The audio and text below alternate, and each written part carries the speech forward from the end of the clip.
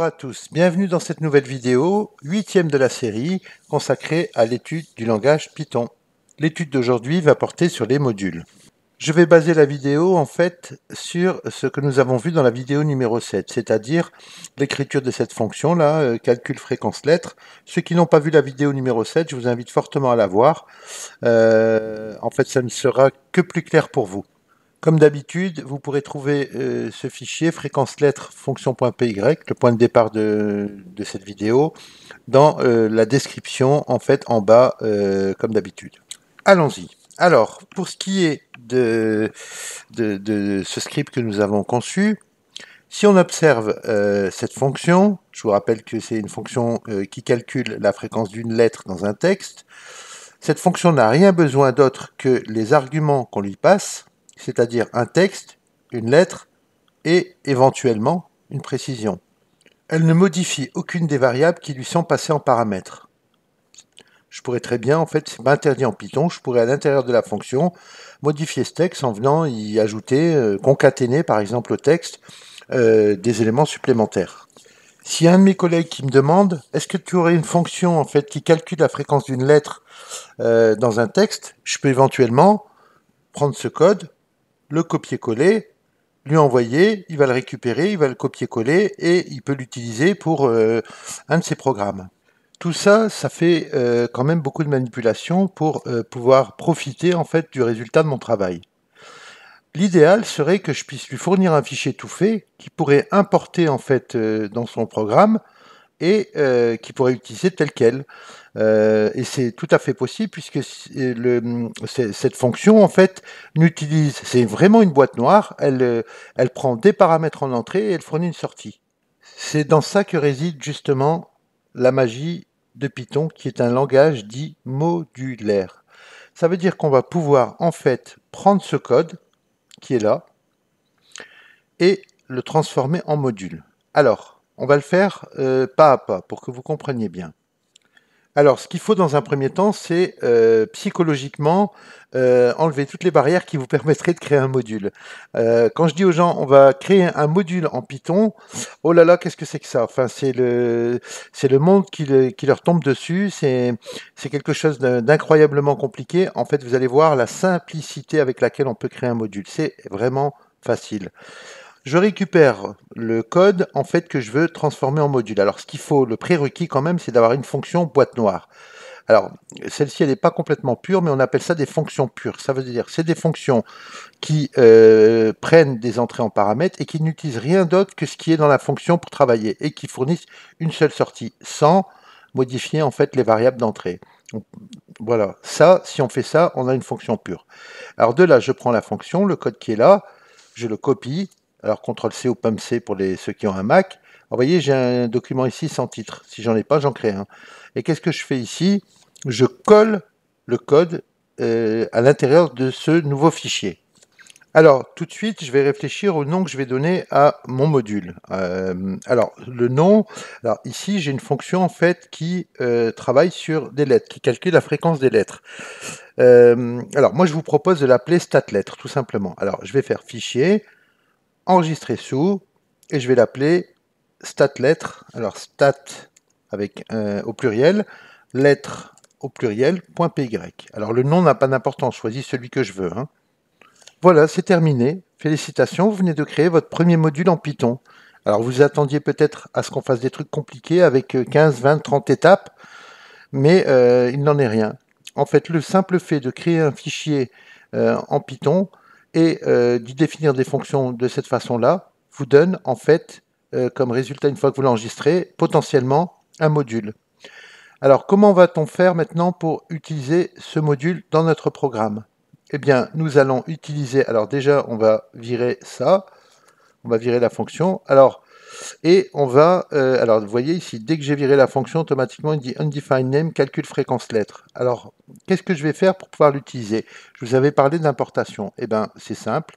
Langage de haut niveau oblige, import, et on lui met stat lettre. Alors, lettre, comme ceci. Alors, on est quand même obligé ici, lors de l'utilisation, on est obligé de venir préfixer en fait le nom de la fonction en fait du module par le nom du module, statlettre, point, calcul, fréquence lettre. Je le fais ici aussi, et enfin là, voilà, et ça y est, c'est fini.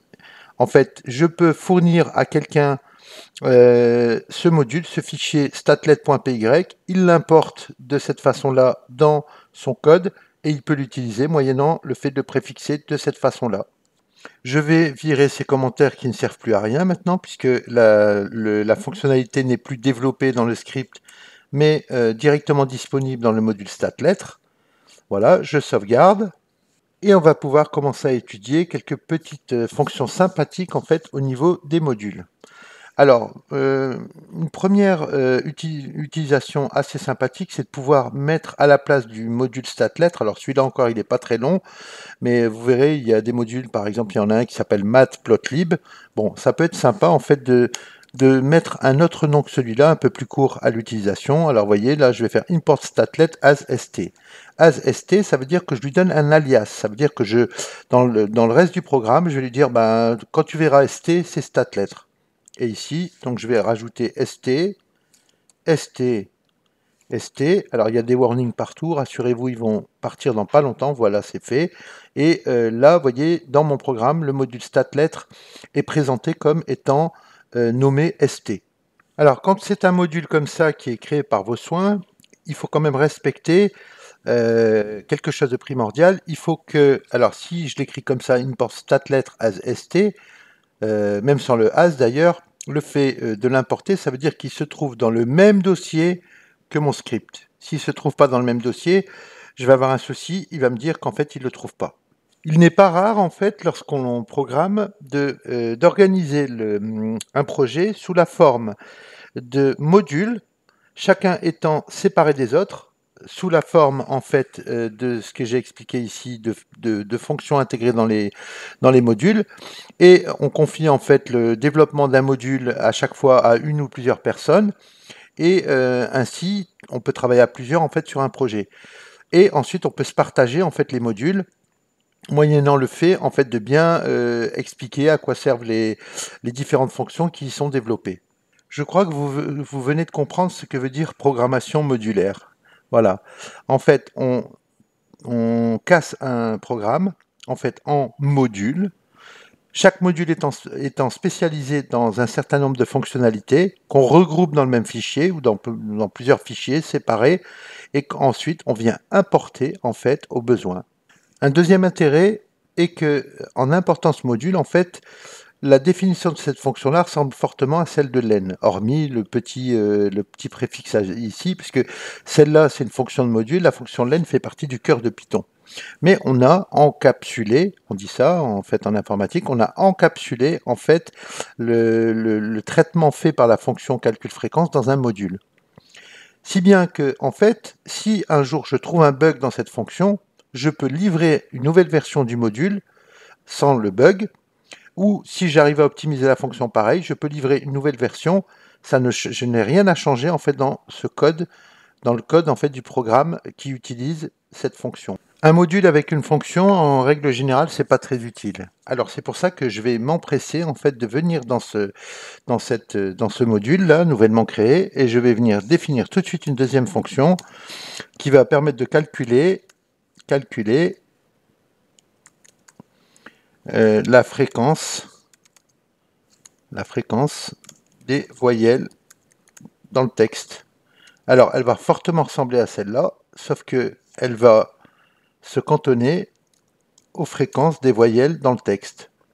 Donc, je vais recopier le code entier de cette fonction-là, le mettre en fait ici, et je vais venir modifier les lignes en fait qui sont concernés par le fait de tester qu'on a une voyelle. Et c'est à ce niveau-là, dans le test ici, qu'on va tester si on a une voyelle. Alors d'ailleurs, le paramètre ici, lettre, n'est plus utile, puisque les lettres qu'on va tester, c'est simplement les voyelles. Donc c'est simple, je vais tester if text index égale A. Alors ensuite, là, on va faire un test multiple, on va faire OR et on va copier-coller ça plusieurs fois. Alors dans une vidéo ultérieure, on verra comment gérer ça de manière plus propre, mais pour l'instant, on va travailler comme ça. Donc on a A, E, alors il faut que je mette des OR à chaque fois, I, alors je vais copier comme ça va aller plus vite. Alors le OR, il faut laisser un espace, sinon on va avoir un souci. A, E, I, O, alors U, et enfin Y. Voilà. Alors si j'ai... Alors là, je vais virer l'espace ici pour que ce soit bien. Voilà. Donc, je teste en fait si l'une de ces conditions est réalisée. Un A ou un E ou un I ou un O ou un U ou un Y. Alors, je mets l'effectif A, effectif plus 1 et j'incrémente. Enfin, le reste de l'algorithme est identique. Maintenant qu'on a fait ça, on va passer au test. Alors, on va donc retourner dans le programme. Je vais commencer par mettre tout ça en commentaire pour éviter, parce que ça fait partie de l'ancien programme. Voilà, moi je veux tester que la fréquence des voyelles. Je vais écrire fréquence voyelle égale. Donc, n'oublions pas que c'est une fonction qui est dans le module stat-lettre avec l'alias st, st point. Pour éviter de faire des bêtises au niveau de la recopie, je vais récupérer le corps. Alors, j'ai besoin d'un texte et la précision, s'il y a une valeur par défaut, on n'est pas obligé de la mettre. Donc je mets st.fréquence voyelle de citation Einstein. Alors voilà, et j'ai plus qu'à printer en fait ça. Alors pour gagner du temps, je vais faire ça comme ça, hop, et je vais venir juste remplacer la valeur fréquence 1, la variable fréquence 1 par fréquence voyelle, et ça devrait être plutôt pas mal. On y va. Voilà, 35,74%. Remarquez au passage, vous voyez ce qu'il a fait. Il a mis Reloaded Modules. Ça veut dire qu'il vous a donné la liste des modules qui ont été rechargés au moment en fait où il a commencé l'exécution du programme. Donc ça veut dire que quand vous exécutez un programme qui comporte des modules, il commence par réimporter l'intérieur du module avant d'exécuter le programme. Alors, est-ce qu'on doit développer tous les modules? Heureusement que non.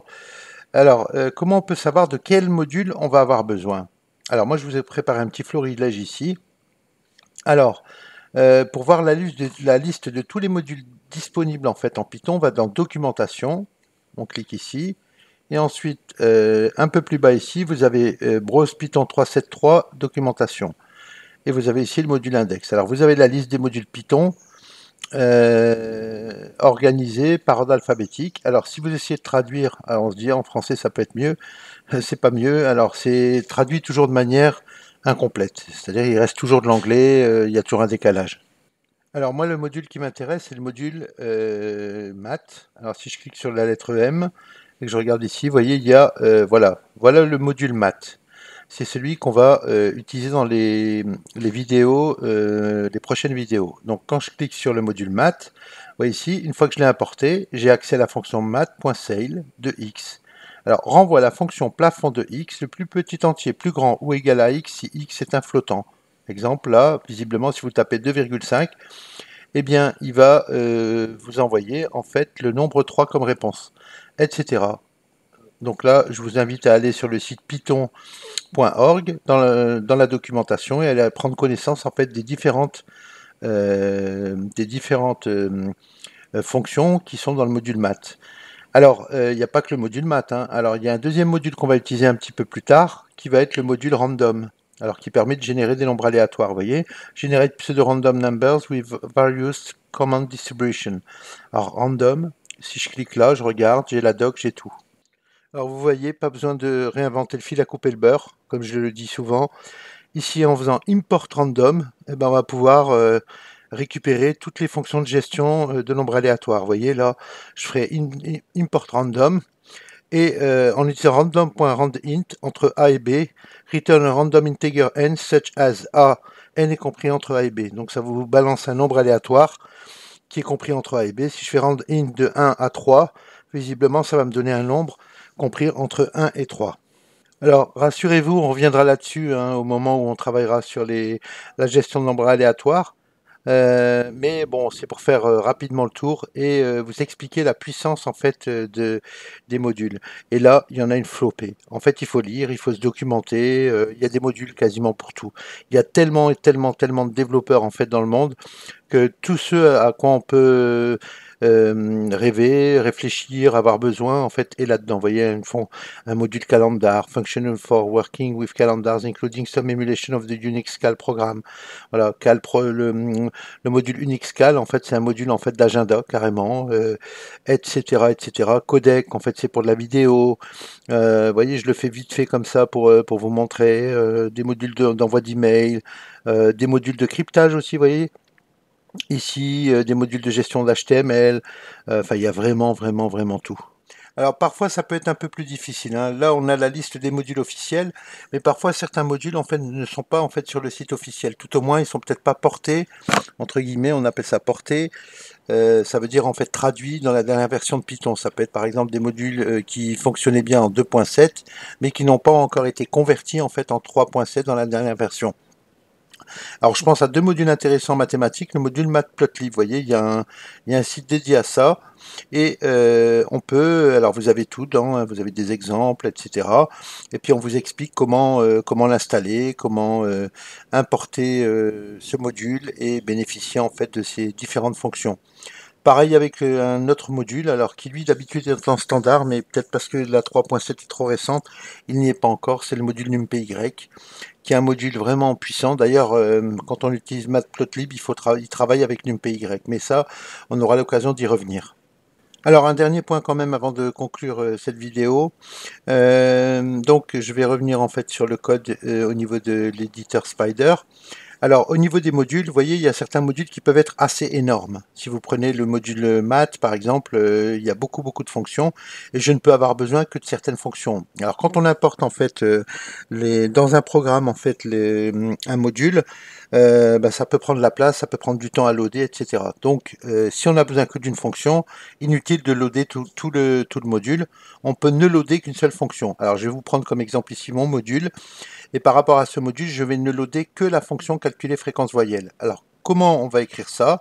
Au lieu d'écrire import stat-lettre, on va mettre from. Alors, on reprend le nom du module. From stat-lettre, import. Et on va simplement lui demander d'importer calcul voyelle. Donc ici, je prends ce code-là, je le mets ici. Alors, le souci, c'est que ça, du coup, ça devient inutile. Et quand j'ai fait ça, quand j'ai importé la fonction uniquement, j'ai plus besoin de préfixer, puisque là, c'est complètement univoque. Et là, si je clique sur Run, vous voyez, ça fonctionne. Voilà pour cette vidéo sur les modules, elle est terminée. Vous pouvez déposer vos commentaires dans la zone réservée à cet effet. Pour ma part, je vais vous mettre à disposition les deux fichiers en fait stat lettres.py ainsi que le fichier fréquence lettres fonction.py. Vous pouvez également vous abonner à la chaîne pour bénéficier en fait des dernières vidéos que je ne manquerai pas de mettre en ligne. Et si ça vous a vraiment plu, vous pouvez aussi mettre un pouce bleu, ça fait toujours plaisir. Merci et à bientôt.